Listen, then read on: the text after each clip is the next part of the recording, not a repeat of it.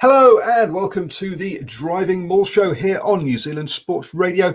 Yes, your weekly hour of rugby chat, talking about all the hot topics in rugby. And you might notice I've got a Lions jersey on today, and that's because, yes, the Lions will be one of our hot topics today.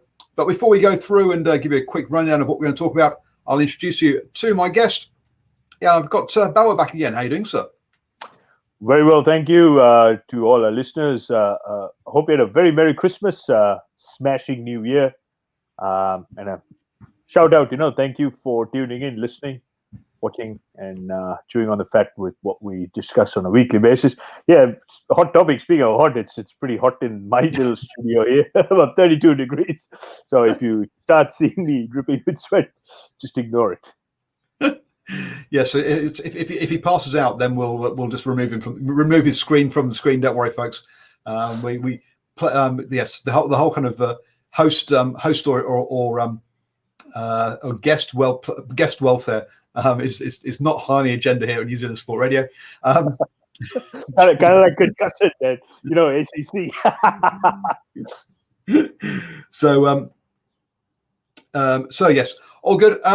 And you're right. Look, folks, one of the fun things about live streaming and podcasting is that noise is all important. Now, sorry, folks, all the cars that drive past my garage, but one of the things you'll find is that all podcasters and live streamers lock themselves in rooms. They can't put air conditioning on. They can't put any sort of heat fans on. So during winter they tend to be cold, and during summer they tend to be hot when they're doing these shows, because it's all about the sound. One of the sayings on YouTube is people will not watch bad sound, but they will watch bad pictures. So there you go. What are we going to be talking about? We're going to talk about the Lions tour because that's under threat as to whether it will go ahead this year. Sorry, wow, it's 2021, folks. This year to South Africa, and a couple of options that have been thrown out there as possible ones. Also, the various French teams have come out, and one team already has pulled out of Europe and said they're boycott. They won't be taking part in the rest of their Challenge Cup games, I think it is. But other teams are wanting to pull out or threatening to pull out around the Champions Cup as well. The Western Force have signed a new CEO, so we'll have a quick chat about that. And one of my thoughts the other week was about some concussion and the impact of that on New Zealand rugby due to the ACC. So we'll also have a chat about that one as well. But let's kick off then with just a quick one and a congratulations to Tony Lewis, the ex-Macos or Tasman Macos CEO.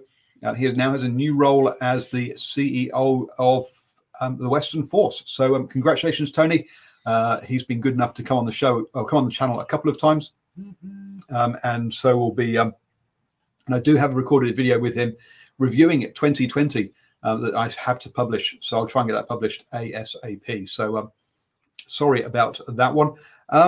Yeah, look, Tony Lewis done a great job down at Tasman Macos, hasn't he?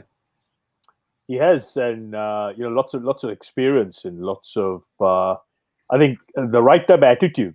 And Western Force have done really well to snare a man of his caliber, his skills, his commercial nous. And I think he brings a very strong, reinforcing a strong culture of performance.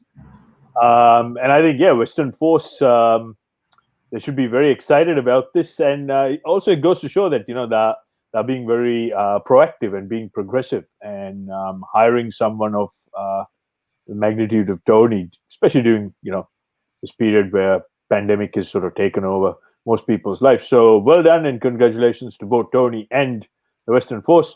Hopefully they don't do overly well on the field, because I'd hate to see eating into some of the New Zealand franchise success. But great signing. Excellent work. I think it is, and it's a signing for the future, folks. It's not going to make the Western Force good this year, but it's he'll put the building blocks in place off the pitch so that the coach and the players can produce it on the pitch. But that takes time. As we saw with the Macos, he was there for, I think, 9 years from memory. It could be 7 years. Anyway, 7 years in the end. But so, yes, finishing it off with 2 titles. But it did take 5 years of building to get to those 2 titles. So you've and obviously reached the final along the way there. But yes, it'll take time to see his impact at the Western Force on the pitch. But a good, a good sign of the Western Force, but also a good move for Tony as he gets to move up the upper level from Mitre 10 Cup to a Super Rugby level. So yeah, good move for him and good move for the Western Force, as you say, as well. Where should we go next? Let's, as concussion is one of your favorite things, let's again, just we're not going to go into massive depth with concussion, but one of the things that that kind of was interesting to me, and I must admit, look, I'm new to New Zealand, relatively speaking, and not sure of how all of the legal stuff works. So after the show, I think it was last week or whatever, I had a chat with I think it was with you, Bo, wasn't it, about whether the ACC protects New Zealand rugby. Now, the current legal position or pieces that are going on are involving the RFU for the English Rugby Union, basically the WRU, the Welsh Rugby Union, and World Rugby. Now, the reason it involves those three is because Wales and England have the same legal setup. Scotland, even though it's the same country, or however, the definition is a country, but even if they have the same passport as Britain and it's part of Britain, they have a separate legal system, and hence that would be a different. Hence, that's why they're probably not involved. Ireland, obviously, is a bit strange. You've got some Ulster under the British law, but then you've got the other three unions and the RFU under Irish law. So that explains why it's those three that have been chosen currently.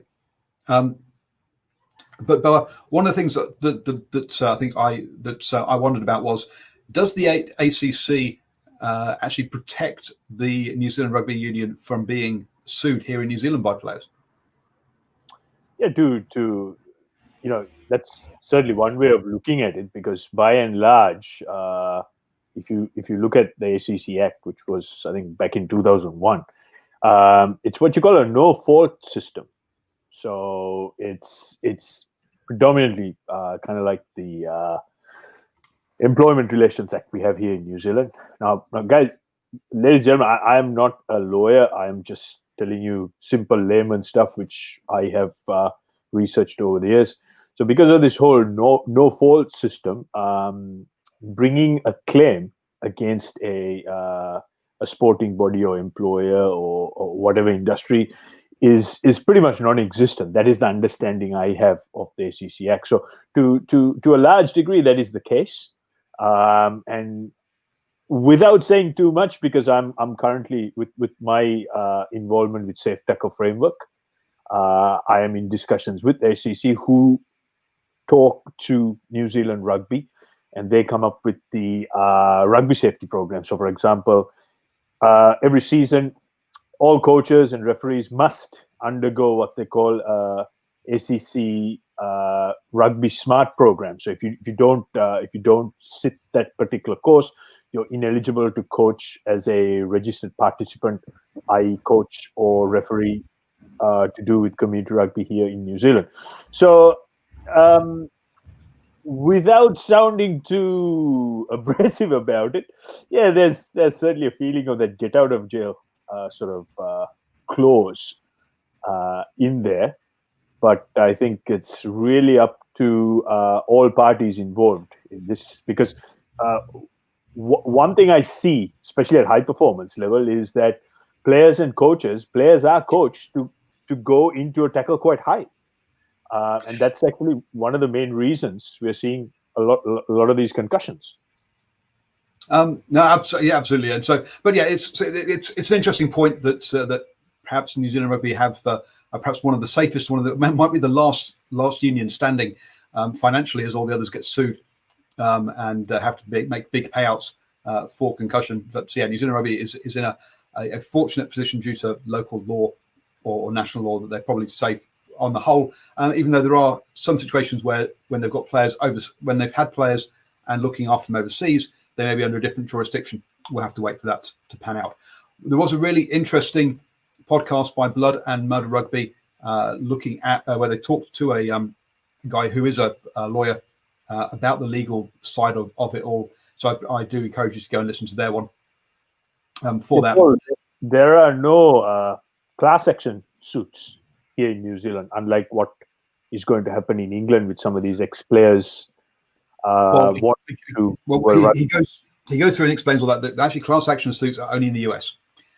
So the one in the UK, and where a class action suit is an opt-out process where you are considered to be in it whether you like it or not, unless you actually say you want to be out. Whereas it will be a group suit in the UK where you have to actively opt in. So it's a very different setup. But yes, you're right. There isn't. So class action is the wrong term for what's happening. But so go and have a listen to that on Blood and Mud. But as you say, you just said there isn't that sort of concept here in New Zealand. Now, we'll move on from concussion.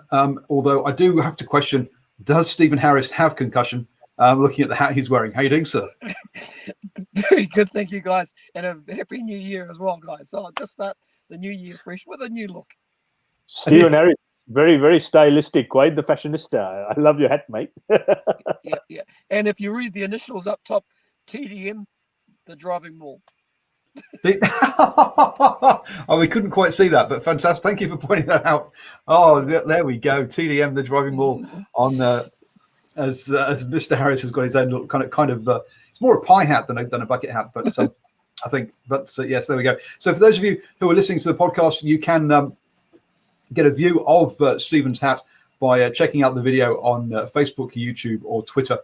Just search for New Zealand Sport Radio on there for those. Good evening, Stephen. That's brilliant. I'm kind of losing it, and the fact you managed to get it on over your headphones is pretty impressive. Because I must admit, the whole cans and hats just don't really kind of work properly. Well done, sir. Well, it proves the point. My head's not as big as I actually thought it was, so that's got to be a good thing. Oh dear, very true. So Stephen, the old Lions tour. Have you been following what's been going on there and the news this week? Yeah, a lot of talk, but it's not looking quite likely. And of course, the news that's just come out of Great Britain, going into lockdown until around about the middle of February. Well, that probably doesn't help, if you know what I mean, guys. So, man, I guess at the moment we're really driven by what COVID is doing. Well, what COVID is doing, and also how governments react. Because whilst one of the points for people in New Zealand here is to remember that when other countries use the word lockdown, it doesn't necessarily mean that that our version of lockdown is what they're doing. So, for example, schools were going to be open, and now they're not going to be open under lockdown, which is all confusing people in the UK. Obviously, schools weren't here, and we also stopped all sport as well. But no, professional sport is apparently exempt. It clearly is a requirement for running a country as far as the UK is concerned. And so professional sports continues for some reason, obviously behind closed doors. So just because someone says lockdown, that doesn't necessarily mean it's the same version that we had. And I think every country is different in that kind of sense. But yes, that also South Africa obviously is where this new variant that is apparently 70 times or 70% more virulent or easier to catch than other ones. So yes, Jack Darby goes, I just hope the Lions tour doesn't get postponed to clash with other internationals. Look, it's one of these things, isn't it? I can't see how you can postpone a Lions tour, because if you do, you basically have to postpone it probably a year, at which point you're only a year out from Rugby World Cup. And obviously, and the disruption that would cause those countries before the World Cup would be massive. So, Boa, surely it's got to be either go ahead or cancel. Like, they can't be thinking of postponing, can they? Yeah, look, my take on it is I'm taking a very grim view on it based on what's actually happening, and given how this pandemic and this new strand or new variant of COVID is causing absolute havoc. I think it's just going to be an absolute write-off. The risk is just far too great.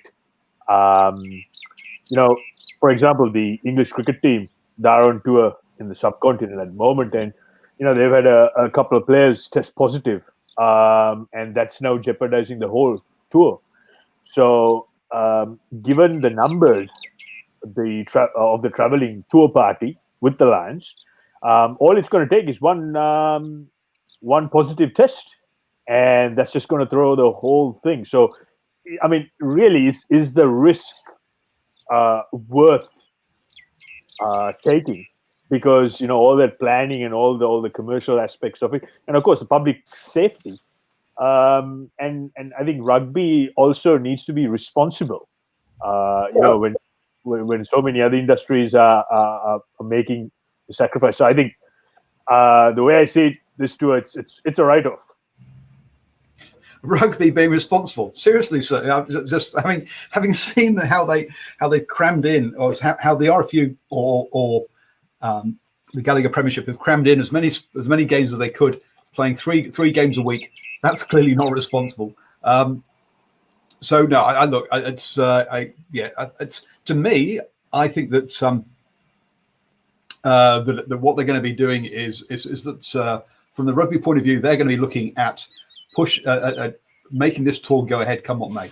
The financial side of this is the biggest windfall outside the Rugby World Cup for the home unions, and also for the for South Africa.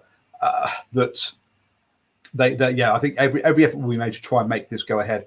But how can you? They have said, look, it's not worth doing unless 30,000 fans can travel to South Africa.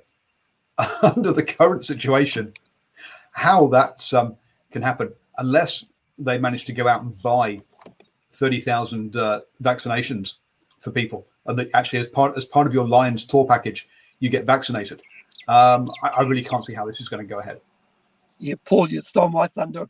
I was about to say Lions tours are all about their supporters, isn't it? I mean to say that's when you think of a Lions tour, you immediately think of that big travelling support that they get. I know we're seeing it in English football, the Gallagher Premiership, what these games, football especially, and rugby and the Gallagher Premiership, all of those codes are built on having that great atmosphere. And boy, I just wonder what it would be like without the travelling fans. I don't know. I'm not so sure, guys. To be honest, I don't think it's worth it. I don't think you get that full value out of a traditional Lions tour by not having that travelling support there. Yeah, and I think the box would like it, because they've been dodging every possible opportunity to play rugby. This is right up the alley. So Box, you have to be very careful what you wish for. Looks like you're just going to get it. Well, yes, there's that, and then I've seen three alternatives being put out there for this to still go ahead.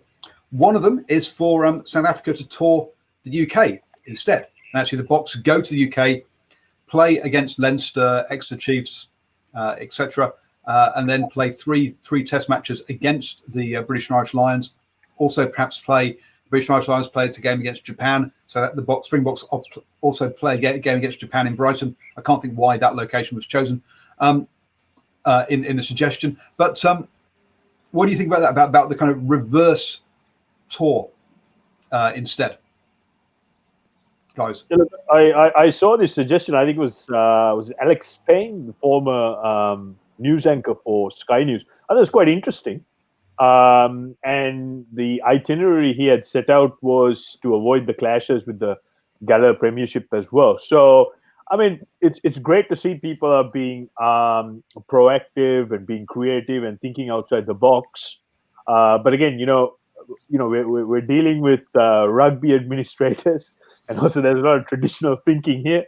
So I would seriously cast my doubts whether the Springboks and Saru would actually want to move the tour away, because there's a small matter of TV coffers, gate takings. The TV coppers would be in the same time zone, so you'd still get your same TV rights. Obviously, the gate takings and some fans have also made point out that that half of the joy of the Lions tour is actually visiting another country. And not actually visiting not actually having them at home. So one of their so I think some of the fans are anti it, or not necessarily anti it, but don't see the attraction of it in the same way as a tour overseas. But Paul, you have to understand with countries like South Africa, and especially what's happening now with the pandemic, there are serious local political ramifications and situations for government in power. So I think all of that will override any potential tour. So I think the whole consideration of are we going to have sport, or are we going to have a tour of the magnitude of the Lions, will actually be dependent on how the government in South Africa makes a call on it. And I think the risk is just far too great, and I don't think they'll be risking losing power if they have a botched tour and this pandemic gets out of hand. It's not too far away, is it, guys? I mean, so I'm just looking at that itinerary myself. You know, that first test would be July 2021. We're going into lockdown for about 6 weeks. What's going to happen after that? Man, it's just hard to know. There's so many variables here, guys. It's good. It's a great idea in theory, but yeah, it's just the unknown. So another one that's been put out there is for the Lions to tour France. Now, France and the top 14, the Pro 14, and the Gallagher Premiership are playing games in across tournament games in the European Champions Cup and the Heineken European Champions Cup and the European Challenge Cup. So surely there's a possibility there. What are your thoughts on the Lions touring France? How do you see that one, Stephen? Yeah, that'll be an interesting one. We know that French rugby is an interesting beast. What sort of teams are you putting together? Are you going to put French selections up against the? Obviously, you'll have the French team. Would you play 3 tests against the French and some French selections somewhere in between? Are players, are the owners going to be? Are they going to release players? There's a lot of variables there.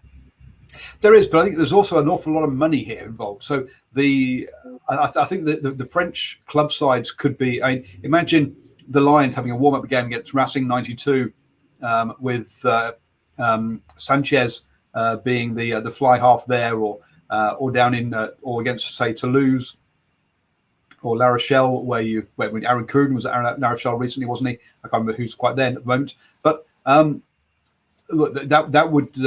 Assuming you're allowed to open your stadium, that would you definitely fill your stadium for that and make some good coins. So I think there's definitely a financial way there that they could persuade the French teams to be doing that. I was about to say, Paul, the one good thing or upside is that the French top 14 season should be well and truly concluded by then. So that's an upside. Are you sure? Because it goes well into June. So yes, it should be done by then. As you say, or you can always play teams that aren't in the finals by that, because they have 3 weekends of finals at the end of their season. The Lions going to France. I was about to say, guys, I do know one place where they're playing rugby and getting crowds at the moment. No. We'll get on to that. Hold your horses. One at a time. What do you? I was about to press the button, so thank you for bringing that up, Stephen Harris. Look, it's third on the list. Okay, we're getting there. We're getting there. What's that other place? New Zealand and where? So anyway, Bill, what are your thoughts about the Lions playing France? Do you think it's a good idea? Well, I mean, financially it makes perfect sense, because all the very wealthy billionaire club owners who base themselves in France, I think it's a no-brainer from a commercial point of view. But still certain parts of France, the pandemic is raging on, so I'm not so sure whether that's going to be medically and socially possible. Are you getting crowds in, or crowds of that nature? So again, there's more or less the same risk as trying to play the games in South Africa. So my opinion is no. I think it's probably a risk is just too great, and that leads us. Well, no. Before we go on there, I mean, the other point of it is also is that all England, Ireland, Scotland, Wales, in theory, assuming the Six Nations happens, will have played France already. So then to do a combined team against France, does it have the same appeal? I'm not sure, but I do think that that it would have been.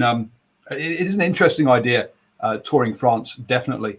For but at the same time, the Lions Tour is all about the best of the best in the Northern Hemisphere coming and challenging the Southern Hemisphere.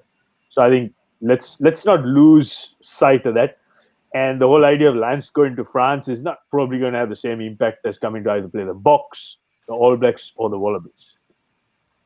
Yep. And the other point, would actually, as if you look to my list there, and just underneath the thing is the French teams boycott Europe. So we'll just touch on that one before we come over to the idea of perhaps New Zealand or Australia hosting Lions Tour. But one of the French teams has already pulled out of the European competition, citing basically COVID health rules in the UK not being strong enough.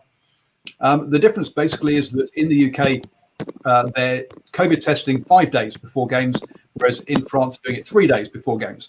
And as France say, doing it 3 days before France is a total waste of time. We've just lost Stephen. Whereas doing it 3 days, but I'm not sure it's that that effective. But hey, they say it's more effective, obviously, and it clearly will be than 5 days. So the other French teams are also apparently the French teams sat down around the table with the Europe and UK. The UK laughed at them when they said it had to be 3 days. Now they're saying, look what you've learned, boys, as the mess that's now happening in the Gallagher Premiership, losing 2 games a week for the last 2 weeks. Relations at the moment looking a little bit strained, and I think we need a bit more from them in that one. What about that? Okay, so then, boys, what do you think about the Lions coming to New Zealand or Australia, either to play South Africa or to play the All Blacks? Do you think the government's given exemption for tournaments like the Women's Rugby World Cup, like the Women's Cricket World Cup? Could they give exemption for a Lions tour? Could we bring in a fleet of cruise ships into Auckland Harbour to act as a quarantine centre for 30,000 travelling Lions fans? What do you think? Wow, I have to say, boy, I didn't think of that one. I don't know how to respond about the traveling fans things, because that's going to be a huge challenge logistically, and having gone through lockdowns and some of the sacrifices people in this country have made. So that I'm not even going to go down there. But what I do have to talk about, and what I would love to see, is the Lions playing a 2-test tour where they play the Wallabies once, the All Blacks once, and play all the local Super Rugby franchises. I think that probably would be more attractive and create the same sort of hype. And it'll be a worthy enough test, and the Springboks would be very happy, because they, again, like how they missed the Tri-Nations this year, they'll probably give that a miss. Stephen, are you willing to comment about the cruise ship quarantine of 30,000 fans idea, or do you want to just talk about the potential? I think you'll need a lot of booze for starters, because I don't know if there's a heck of a lot. The problem is they'll all get bored. I mean, to say that's, what are we talking about? 3.5 weeks? Well, 2 weeks quarantining, and then you can travel freely around New Zealand. Okay, that might have. Yeah, that's definitely got possibilities. But I see Jack Darby makes the point. It's once again still a huge risk that they could, somebody could bring COVID back into the community. So there's that as well. Stephen's got it frozen. Look, I'm only joking with the idea of, look, if they did bring the Lions tour to New Zealand, which I can't see happening, to be honest with you, fans would not be allowed into the country. Let's be honest. An exemption would be provided for the team and for its entourage, of all the coaches and all that kind of stuff. But for fans, no, there wouldn't be an allowance for fans to come into the country. It'll probably be a bit of an immigration nightmare as well, because you probably have a lot of people who go AWOL as well, So that's something you need to consider. I mean, that's actually the other way of doing it. How long does it take for a ship to get from the UK to New Zealand? The cruise itself, if you've left on a cruise ship, the cruise could be your 2 weeks quarantine. Look, I'm coming with all these fantastic ideas now. Sail through the Panama Canal. Good thinking. I think there'll be a lot of upset boaties, because if you recall, during the lockdown, there were a lot of boaties who went through a longer period offshore, but they were denied entry into New Zealand. So I think, but Paul, you make a good point. It's an isolation of sorts. Boy, you'd feel for the crew that would be working on that ship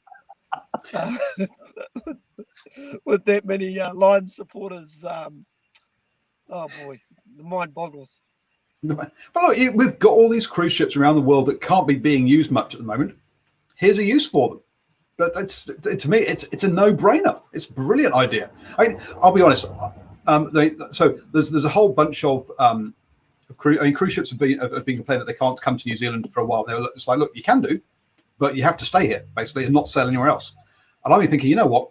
Why a cruise ship doesn't set itself up as a 14-day quarantine thing? Give you a quick sail around New Zealand. Okay, you can't get off, but you can go and see Norfolk Sound. You can go and see these things and go and see the rest of the country while you have your 14 days, rather than having to be sat in a hotel where you can't see anything. So if I would be if I was a cruise company, I'd be saying, look, hey, how about us as a quarantine place? Once every 14 weeks, once every 2 weeks, we stop in at Auckland, pick up a crowd, and go around the islands. Anyway, this is me just throwing out business ideas, hey, for free, folks. So feel free to take them and run with them. It'll certainly be an interesting experience, because I think it was about a week ago I was watching this. It was a 2020 style, 60-minute style doco about the cruise ship industry. And boy, some of the stuff I saw on that, you put a whole bunch of land supporters and all that beer. That's not going to be a very good combination. But hey, I'm just putting that out there as well for. Hey, yes, well, there we go. So a couple of ideas there, but look, the Lions Tour is looking very much unlikely. Let's be honest, and in all honesty, I can't see any other options really than it going ahead as it's planned. I can't see any other, but I can't see that the South Africa touring UK is perhaps the only one that is even vaguely feasible. I would suggest, but I think everything else is pretty much off the cards, especially as South Africa have signed up for the Rainbow Cup, which sees South African Super Rugby franchises playing against the Pro 14 teams, which will involve travel backwards and forwards between Europe and South Africa. How they plan for that to go ahead, kicking off in May, or it's April. I think which way around is it? Anyway, but it's kicking off in April. Then it's just again, that's another thing I can't see happening either. But we will have to wait and see. As Nocturnal writes, for the point is that COVID is political, and various governments and organisations using it as a bargaining chip. That's not an area. That's not a rabbit hole we're going to go down and discuss. But you're quite right. It's not just simple discussions around what is sort of the best advice about what to do. We've zoomed through the topics I had, guys. That was a bit quicker than I anticipated. Stephen, do you want to just give us a quick story behind your hat and where you got it from, and where people can purchase a TBM hat if they want to? Actually, the truth be known, it's actually a promotional hat. If I turn it around. Of course. It's the old LMP bucket hat. Well, I'll be honest. we're open to sponsorships. So if LNP would like to sponsor us, now that I'm in Waihi near Pyro, I can even pop around and take some photos with the bottle. Yeah. The LNP driving maul's got a ring to it. Yeah, great juxtaposition, and I think the whole LNP, the logos kind of, complement each other. So yeah, that's great. It rolls right out of your tongue as well. So. The cool. Any other things that have been going on, you think, in the rugby world that you'd like to discuss, Spell? Yeah, well, a couple of weeks back we had the New Zealand School Sevens, the World School Sevens. The New Zealand Condors won that. It was a great tournament. I think they beat the New Zealand Tongan rep side. Some outstanding rugby was on play, and lots of talent. I think New Zealand Sevens, the Sevens program, and NZR, a few high performance, being very proactive in that manner, because keep in mind, most other countries don't have this luxury. Most other countries have actually disbanded their Sevens programs. So NZR, especially focusing on the Sevens, they are doing everything they can to get ready. And in the event there is a Olympic Games, I think New Zealand will be right in the box seat to take it out. So well done to everyone participating. A number of my good mates were involved in coaching, spread right across the teams. Some very high quality stuff. So if any of you listeners and viewers out there did go and have a look, I'm sure you enjoyed and you know what I'm talking about.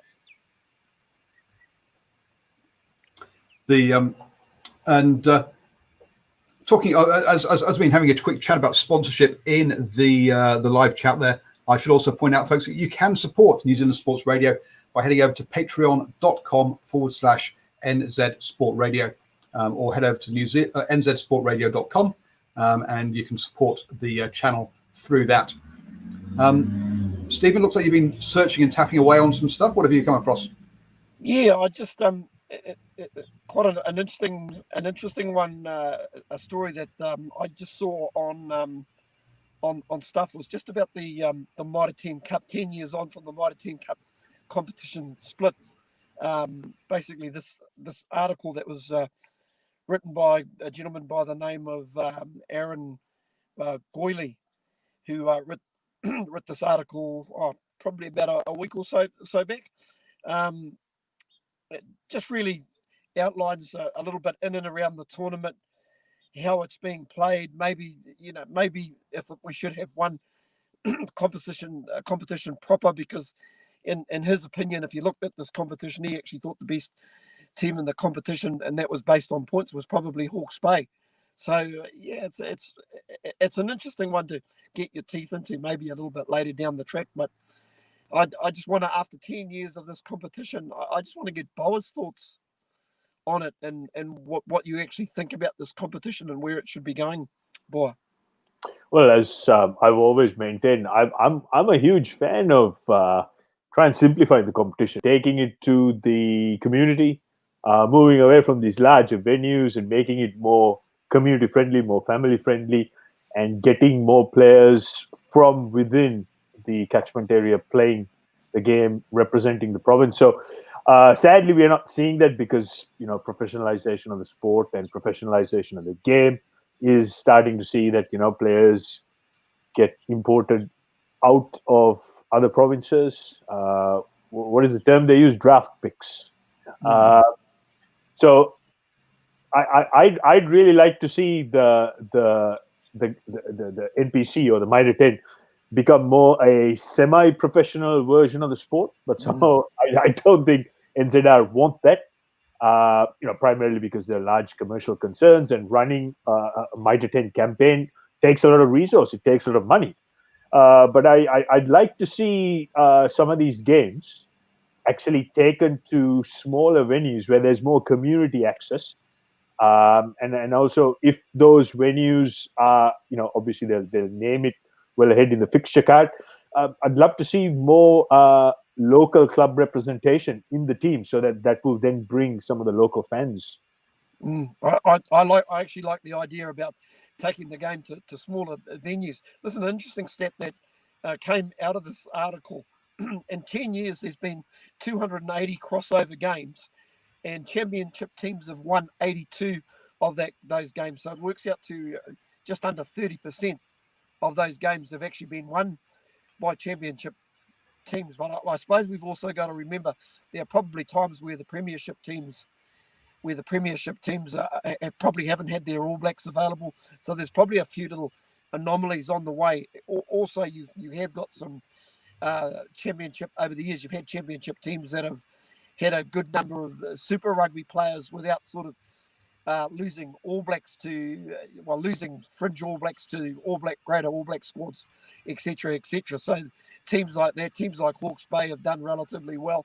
We've seen teams like Bay of Plenty do reasonably well, and even the likes of Tasman, when they were down in the championship division, they transitioned rather well into the premiership because they actually had a decent sort of squad. I like the two-tier idea because it does keep a lot of interest for all the supporters. My only fear, if you went to one competition, can you imagine the 13th team playing the 12th place team that's pretty much out of the competition? Even if you look at the championship in recent years, there's been teams that have been sitting outside the top four that going into the last round have still been a chance to make the semi-final side. I quite like it. Although, on saying that, if you look at the other end of the scale, there were teams that were already doomed. I think this year we saw a couple of anomalies in the Premiership division where you had the likes of North Harbour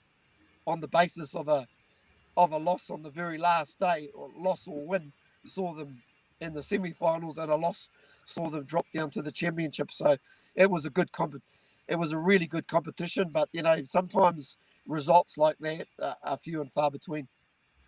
Yeah, look, they say just keep people involved. I think just to go back to Bo's point about the semi-professional thing. I mean, it is semi-professional at the moment. You do have a lot of the players aren't full time, and actually New Zealand Rugby is trying to push it to be an amateur competition.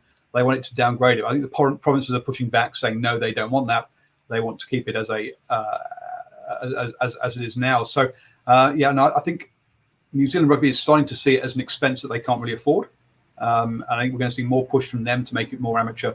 I personally like the way it is at the moment, where you actually get to see, there is opportunities to occasionally see players like Sam Cane turning out for Bay of Plenty. Does it happen on a regular basis? No, but if you had them up against pure amateurs, then I think you've got player welfare issues. Yeah, and one thing I would suggest is, the two-tier system must stay. That I'm a huge fan of that. One thing NZR can look at doing is get a little bit creative on how to make the competition a little bit more even. So let's say if you're playing a top four side from the Premiership against some of the lower sides in the Championship, maybe they look at capping representative or Super Rugby contracted players against some of the lower teams, just for the sake of keeping the competition more open and more competitive. Because otherwise, with the injection of professionalization, what we're going to see is the haves versus the have-nots, and the statistics clearly back that up. The last 10 years, over 30% of the games have been won by the top sides from the Championship. So I think there needs to be a little bit of simple creativity. And by doing that, by keeping the competition competitive, I think we're going to see far more communal engagement and more punters coming to watch these games, purely because we are going to see a lot closer games. I think one of the problems that we have, and you say about people turning up to games, is that if you talk to anybody, if you talk to people in power, they got a lot of things are, if we were winning, we'd get more people turning up. But at the end of the day, only one team can be the winning team, and you've got to base your crowd numbers off something else other than winning, and that's got to be connection with the community. Now, whether that's through local players or through smaller grounds or however you do it, that's really how it's got to be done, I think. Paul, I'm with the conclusion that I don't think some unions do enough work to get that sort of engagement. to get the people coming along to the game. I mean, so I think here in Auckland, there's a wonderful opportunity to go to a Waitakere Stadium or a Western Springs. Try and involve your clubs. Get 3 or 4 of your clubs involved. I know there's a lot of tick boxes in and around sort of catering and contractual catering and sponsors and whatnot, but I think you've just got to work that a little bit harder. You're seeing a great push up in Northland with Cam Bell and the Northern Union. He does, Cam does not go to sleep at the wheel. He's basically working.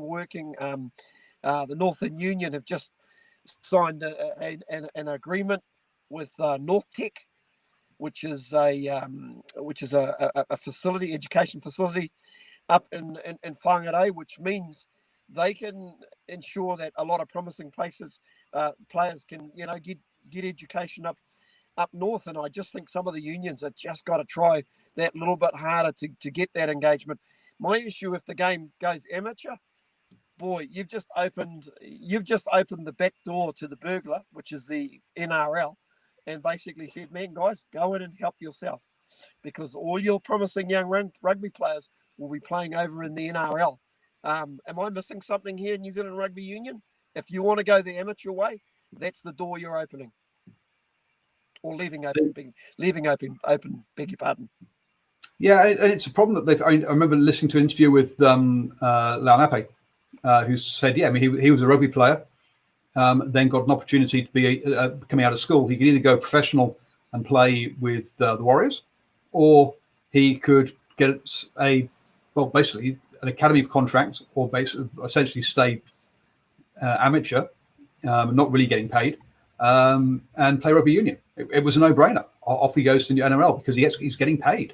Not because he necessarily wanted to go that route, but because financially that was the only way to go. And so, yeah, you're right, Stephen. I think you would lose a lot of players to the NRL from that. Yeah. Well, it's happening anyway. It's happening quite a bit.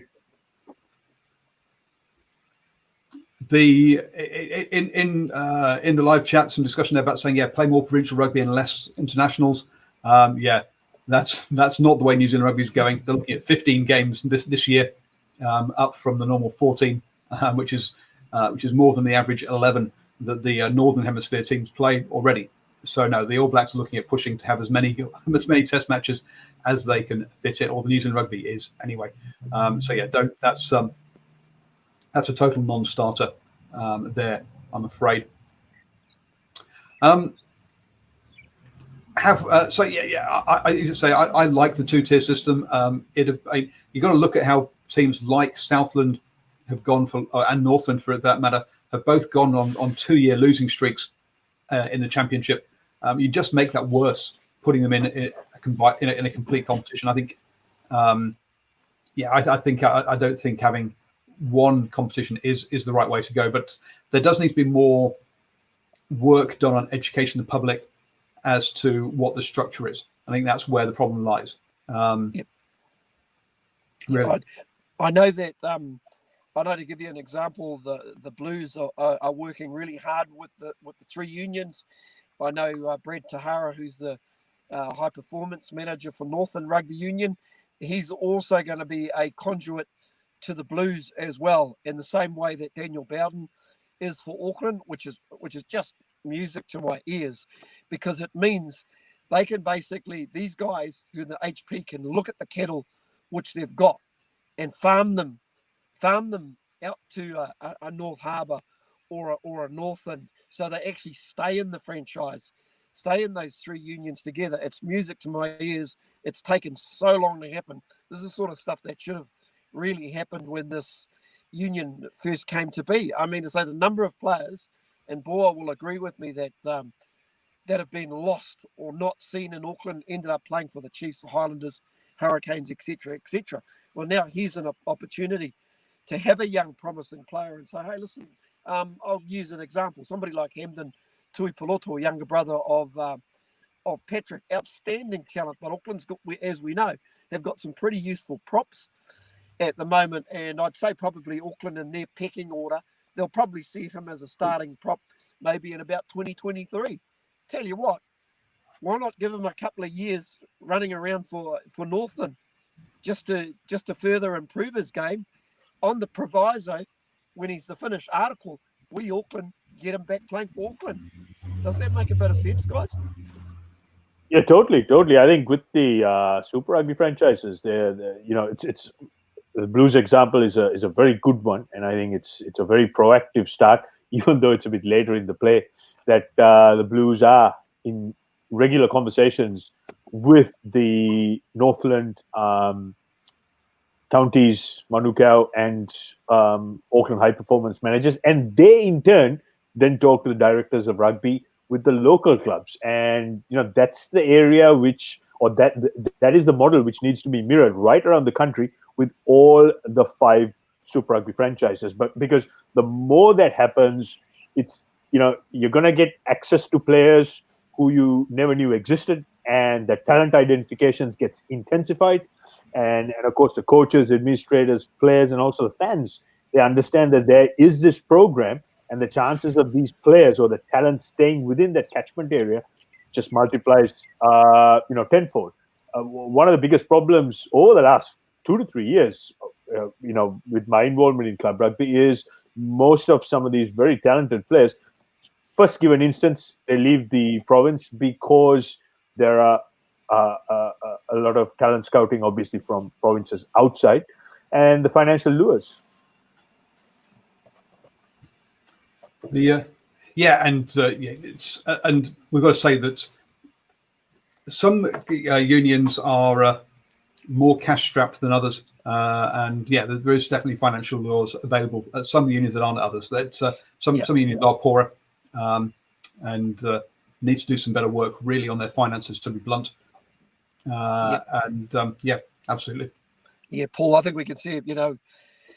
I hate to use examples, but the likes of Counties Manukau, I know financially they were struggling, and also the Manawatu Turbos, and unfortunately it absolutely shows in their results. They've to lose somebody like Otere Black this year to a union who's obviously well organised and Bay of Plenty. You can't take anything away from what they're doing. They're seeing the bigger picture. I do wonder, before we go, and I don't know whether this is a holistic question, if the rugby union is not if they look upon the Mitre 10 and Cup as a real financial problem for them, is it maybe some other organisation takes over the Mitre 10 Cup? Somebody other than the New Zealand Rugby Football Union, maybe the Mitre 10 Cup unions form their own organisation. Potentially, I mean that's how you see things placed at the team competitions like the Gallagher Premiership have their own organisation. They're not run by the RFU. They have agreements with the RFU, but they run their own competition their way. We could see that. The problem is that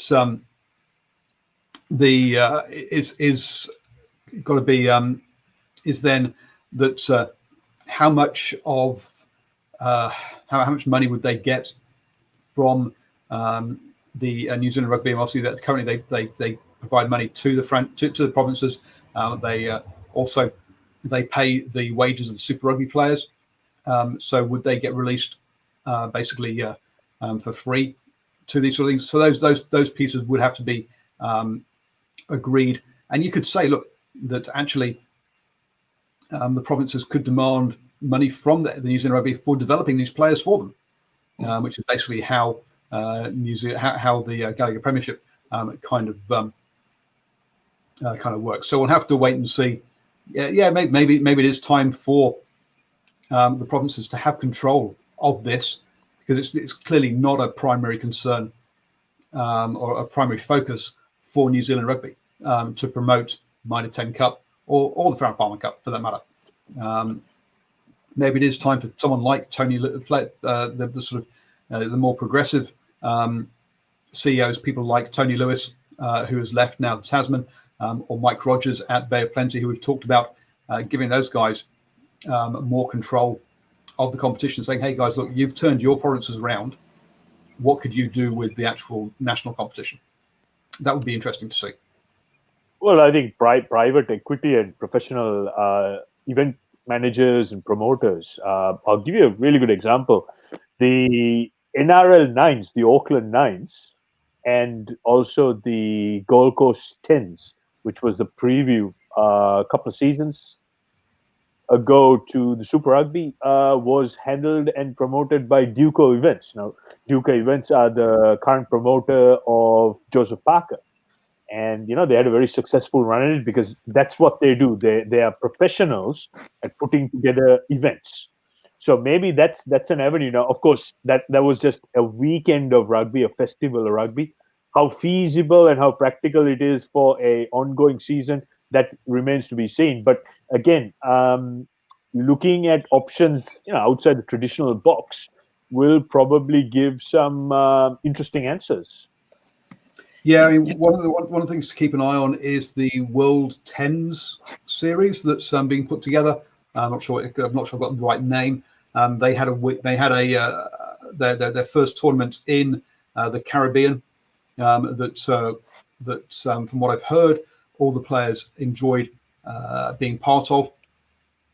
I don't know how successful it was cash-wise for the promoters, but they're taking a long-term view of it. Get some advice off Peter Fernandez for the domestic competition. Get in an NRL lead guy to come and run the M-10. That'll be an interesting one, for certain. Thank you, guys. It's been a pleasure. As always, any sort of final points before I wrap things up?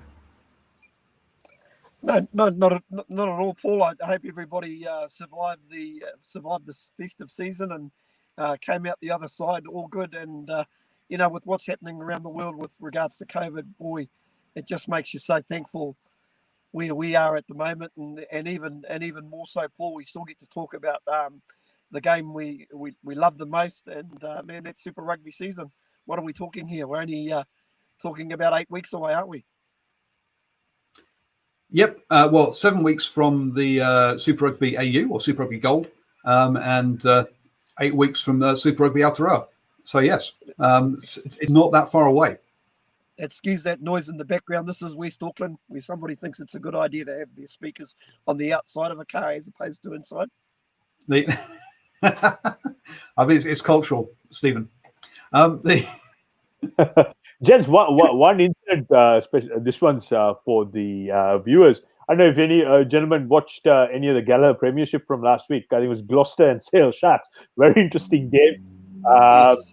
Of course, behind closed doors, right at the end, Billy 12 Trees tries to grab the ball off the water boy, who was obviously trying to hang on to the ball because that would have then prevented a quick throw. It causes a all-in brawl, and I have to say, as a coach, I should be advocating this sort of thing, but it was a breath of refreshing air because rugby in that part of the world this time of the year is very boring, and I have to say, all of a sudden, I woke up from watching the game.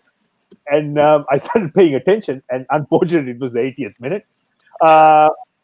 And even despite having no crowds, no pressure on the referees and the TMOs, the blundering just continues on and on and on. And there's a couple of shoulder charges. In fact, the referee completely missed it. The TMO missed it, and the fast continued. The player had to go for an HIA. And now, due to heavy social media and media pressure, they've decided to have a citation inquiry. So I'll be very interested to see what comes out of that. There you go. I had to have a crack at the referees. He got it in there just at the end, folks. Thank you very much, Bella. Thank you very much, Stephen. It's been a pleasure, as absolutely always. We will be back next Tuesday with the DrivingMaul show. An interesting comment in the chat there. From Batman saying that some sevens is broken. We need a restart. Maybe we'll have a chat about how can we structure sevens to make it actually sustainable. Because at the moment, I don't yet. Clearly, it is not a sustainable product, but it is a wonderful one to go watch. So perhaps we'll have a chat about that next week. How to make sevens a sustainable product. And thank you guys. Have a wonderful week. Support.